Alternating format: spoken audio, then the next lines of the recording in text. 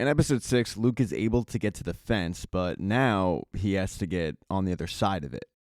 He pulls out the pair of scissors that Marine gave him and he starts frantically digging because the guards are making their rounds. He's able to dig enough where he thinks he's going to be able to get under the fence, and then he just chucks those scissors, and he's able to escape. At this point, it's just a matter of maneuvering the rocks and the other, foliage, if you will, and getting to the red steps to meet with Marine when she gets off with her shift.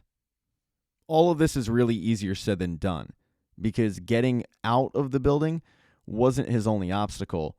Guards are all over the place.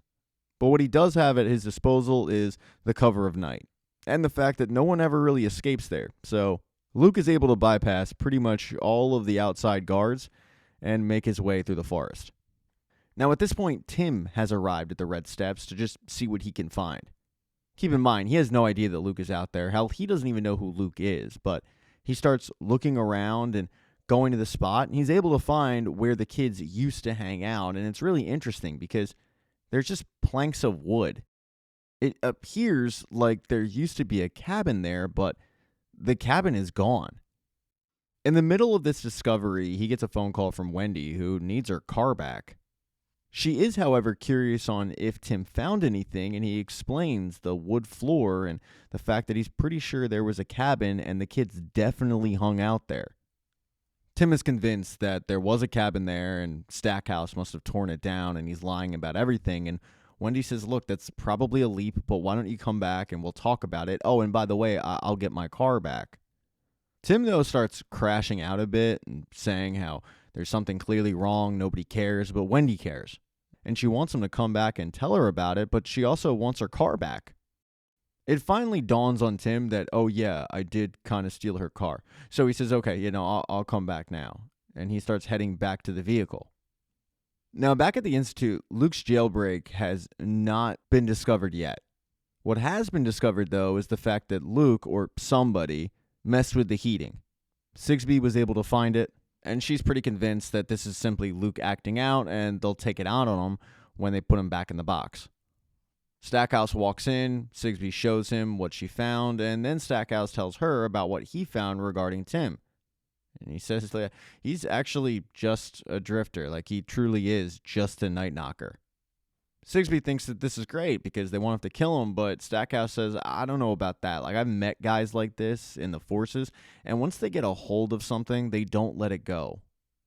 That's going to mean that these two are going to have to stop Tim. But that's likely going to have to wait. Because not long after, Marine's scissors that Luke threw are discovered. Marine was almost able to leave the building. She was literally at the checkout, but she was called back by Stackhouse, who was able to figure out that it was Maureen's scissors, and he wanted to know why exactly they were in back half, how she could be so careless and lose them. So with Marine just about to check out, the guard got a phone call letting him know, hey, we need to see Marine immediately. And that ended up spooking Marine. Before going to meet with Stackhouse, she's able to sneak into an office and dial up that reporter, because at this point she knows she's not going to make the red steps in time to pick up Luke. She's caught. In fact, she probably won't be able to get out of the building. So she dials that reporter up. She tells her all about Luke, where to find him, the fact that he's got this story that's going to rock the world, and then she hangs up. But what she doesn't know is that reporter is Kate, Stackhouse's goon. And she just tipped off Stackhouse's goon and thus tipped off Stackhouse on the fact that Luke Ellis has escaped and also where to find him. Marine never intends on meeting with Stackhouse. And Stackhouse literally just wanted to talk. I mean, he found the scissors. He was able to figure out who actually they belonged to. And then he told Sigsbee about it. And Sigsbee wants to punish Maureen. Stackhouse seems a little lenient. They start going back and forth and arguing. And that's when you find out that the powers that be picked Sigsbee to oversee the place. They didn't pick Stackhouse. And Sigsbee is convinced that Stackhouse has always held a grudge about the fact that he's not in charge and she is. But he assures her, that's ridiculous. I don't care. Sigsbee, however, does think it's an issue. She was trained by Stackhouse, but Stackhouse just gets in line and says, it's, not my job to pick who runs this place. Eventually, this pissing contest ends, and as Sigsbee is walking the halls. She notices that there is one door slightly ajar that's not supposed to be, and when she enters, she finds Maureen's body. Maureen decided to take her own life instead of facing the consequences, and she decided to write a message that says, "Hell is waiting." And right after Sigsbee discovers Maureen's body, Stackhouse had gotten the call from Kate alerting him to the fact that Luke has escaped. Now, all Kate knew is that Maureen helped a kid escape. Maureen never gave the journalist Luke's name. So when Stackhouse got this information, he didn't believe it. And after seeing Maureen's body, he and Sigsbee both think, oh, yeah, no, she was just crazy and delusional. I mean, this here proves it, because they can't fathom how anybody would be able to escape their facility. But just to be on the safe side, they do start looking for a head count. And they start roaming the halls. And when they get to Luke's room, they discover that he is gone. He is not there, and his tracking chip remained. So now they're alerted to the fact that Luke Ellis is out in the wild right under their nose. At this point, by the way, the sun has come up. Luke is freezing cold. He's trying to make his way to the red steps, and that is when he runs into Tim. And he gets freaked out because he doesn't know if Tim works for the Institute or not, and Tim assures him, hey, man, I don't. And Tim's just concerned. I mean, here's a kid in front of him, no jacket, his ear is all bloodied up, and he looks terrified.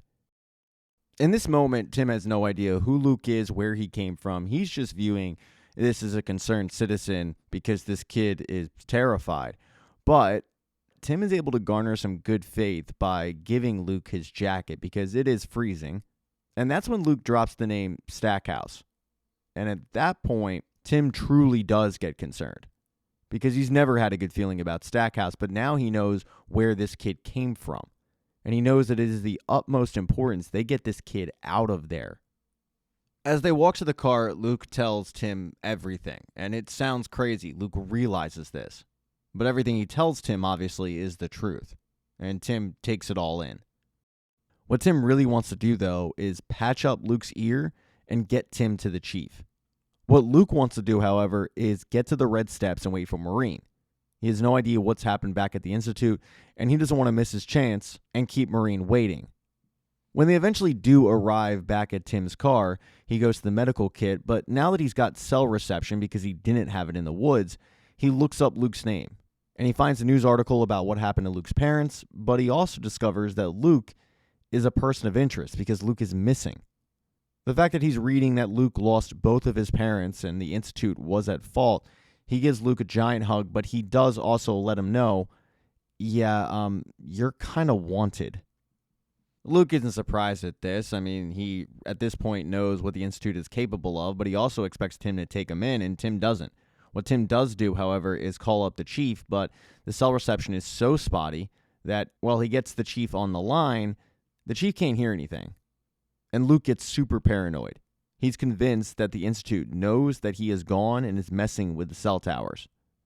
He knows he needs to get to the red steps immediately because Maureen might be in danger. So he starts heading down. Tim tries to stop him, but it becomes clear that Luke is leaving, and Tim is going to have to go with him. As both of them make their way to the red steps, what Tim is really concerned about is just the safety of Luke. So when they do see somebody far off in the distance at the red steps, Tim says, all right, hey, wait here. Because he's planning on talking to this person, thinking that that person is Maureen.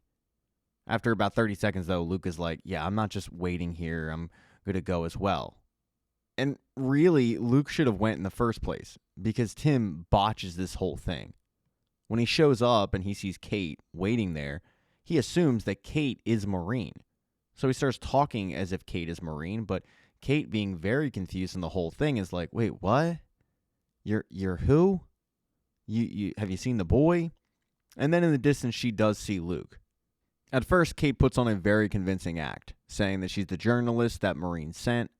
She's there to help. Luke actually believes her because his TP allows him to tap into people. He was able to do it earlier with Tim and realized that he was telling the truth. He does believe Luke, at least some of it, and he isn't from the Institute. But then all of a sudden, things shift. The first red flag is the fact that Kate receives a phone call, and Tim didn't have cell reception, so how exactly does she have cell reception? And then Luke is able to read her mind and realize that she is working for the Institute. Initially, she denies all of this, but eventually she just pulls a gun on both of them.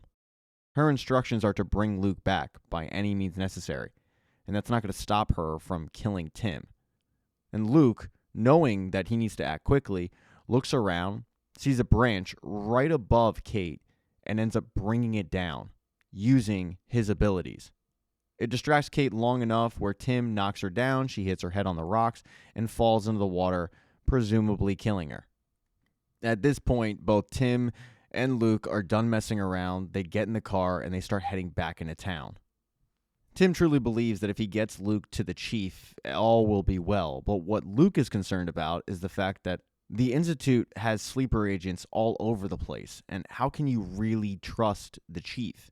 How can you trust anybody in that town? Tim, though, is convinced, and at the moment, it's really their only option. Back at the Institute, what's happened to Kate hasn't gotten back to Stackhouse yet. What Stackhouse and Sigsbee are both concerned about is how this is going to look to the powers that be. The fact that a kid escaped. It's not going to look good to the point where they might end up with the same fate that Maureen ended up with.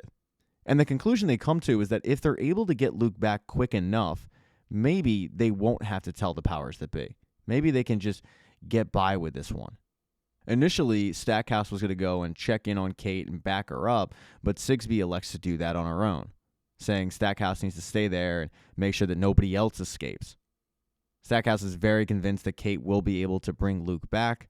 Of course, when Sigsbee arrives at the location, she sees that Kate has died, and she calls up Stackhouse and says, yeah, well, your little pet project didn't exactly work out. While Sigsbee was gone, however, Stackhouse was planting the seed to take over. He knows that with Luke out there and time running out, the powers that be are going to find out. And when they do, it's going to look really bad and someone's going to take the blame. And he certainly doesn't want it to be him. So while Sigsbee was out in the woods, he stopped by Dr. Hendricks' office and he proposed that they team up on this, essentially just blaming Sigsbee for everything. And while Hendricks has a good relationship with Sigsbee, Stackhouse makes a really good point. That this isn't going to just look poorly on Stackhouse and Sigsbee, but the fact that Luke was able to escape, the fact that Harry attacked one of the twins, all of it looks really bad on Hendricks as well. But if they put all of the blame on Sigsbee and get her out of there, they'll be in control, and thus they can kind of cover for each other. So Stackhouse has a little bit of a backup plan for the whole Luke thing. Of course, a short while later, Luke and Tim both do arrive back in town. They head right to the police precinct. Tim yells for the chief, who was in a meeting, by the way, with Mr. Hollister, Tim's pseudo-landlord. And when the chief and Hollister see what Tim has brought back, they're kind of perplexed. I mean, Tim is freaking out that he needs help, and you got to hear what this kid has to say. And here's this kid bleeding from the ear profusely, looking shook. Immediately, Hollister says, I'll go get the doctor. And the chief is a little hesitant to believe any of this, but Tim assures him, dude, you just got to hear what the kid has to say. But instead of telling his story, Luke just hands the chief the flash drive that Maureen gave him. And Luke tells him, I have no idea what's on it, but watch this first, and then I'll tell you what I know. The chief reluctantly decides to play along. He plugs in the flash drive, and there's a video on it. But while the chief fires it up, Luke's biggest fears are being realized. Because on the outside, Mr. Hollister did not call the doctor. No, Mr. Hollister is a sleeper agent. And he called up who you would assume would be Stackhouse to tell him, I have eyes on the boy. Thank you so much for checking out this recap. Please consider subscribing to the channel and subscribing to my Patreon. Hit thumbs up if you liked it. Smash that thumbs down button if you thought it sucked. If you left a comment, I don't get back to you. I usually don't check the comments unless they're like a super comment. Also, if you don't see the next video up on the end screen, not to worry. It'll be up in a day or two.